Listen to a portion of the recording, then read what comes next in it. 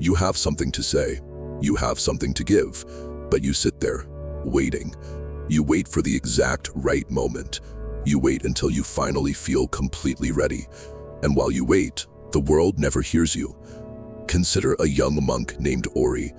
4 years into his time at the monastery, his mind was razor sharp.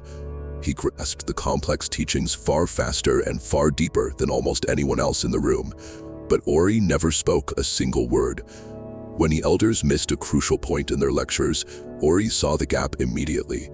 When younger students asked difficult questions, the exact answers formed in his mind. Yet he kept it all locked inside. Having the sharpest mind in the room means nothing if that mind remains completely sealed off. A profound insight that stays trapped behind closed lips does not exist to the rest of the world. It is entirely invisible. In the strict privacy of his own room, Ori practiced constantly.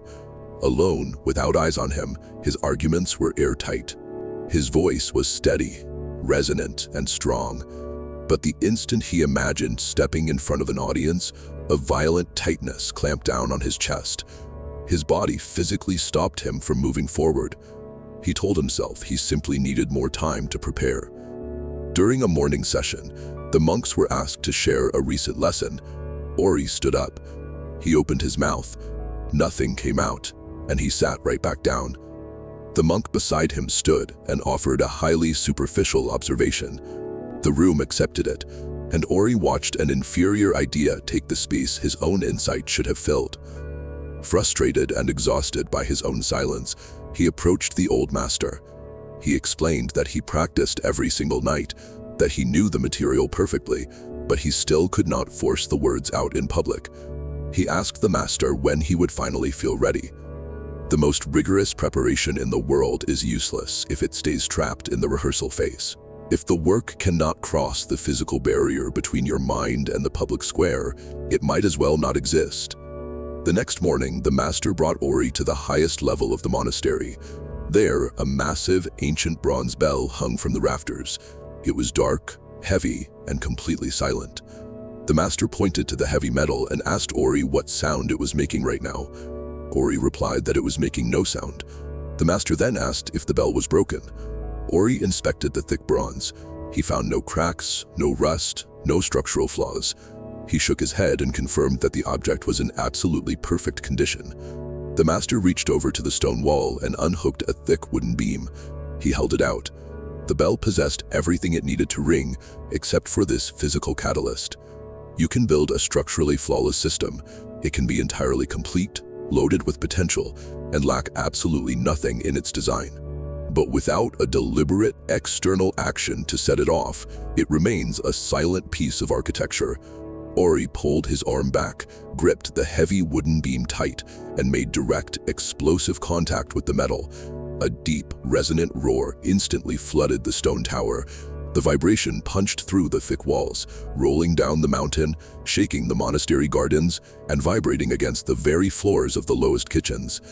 As the echo finally faded, the master sat down. He pointed out that the massive sound they just felt did not suddenly arrive from the wood. That precise frequency was always housed deep inside the bronze, just waiting in the dark. The master turned to his student.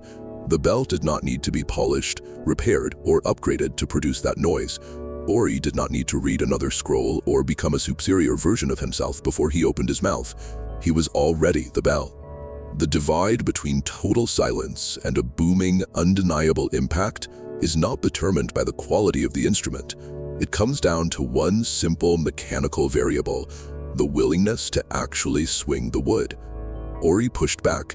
He admitted that the logic made perfect sense, but he was still paralyzed by fear. His hands still shook, and his chest still tightened every time he stood up to speak. Fear is not a warning sign that you are unprepared. It is merely the standard physiological tremor right before you strike. Waiting for that nervous, tight feeling to completely evaporate before you finally decide to act is exactly like waiting for the wind to stop blowing before you allow yourself to take a breath. It is a condition that will never be met. The master laid out the final equation. If a perfectly cast, structurally sound bell hangs in a tower for 1,000 years and is never struck, It holds the exact same practical value as a tower with no bell inside it at all. Nothing. Readiness is entirely divorced from how you feel. It is not an emotion, and it is not a state of total calm. It is an action. And the fear you feel right before it happens means the moment of impact is close. The next morning, the monks gathered in the main hall. The head elder paused the reading and asked if anyone in the room had an insight to share with the group. Ori stood up. The heavy, familiar weight immediately crashed down on his chest. His heart raced, and his fingers trembled just as violently as they had the day before. The fear had not left him, but this time he didn't wait for the symptoms to pass. He stood his ground, forced his mouth open, and he struck. His voice poured out, filling the long hall, steady and entirely unbroken. There is something you know how to do, something you have been endlessly preparing for, that you are keeping locked away. Stop waiting for the fear to vanish.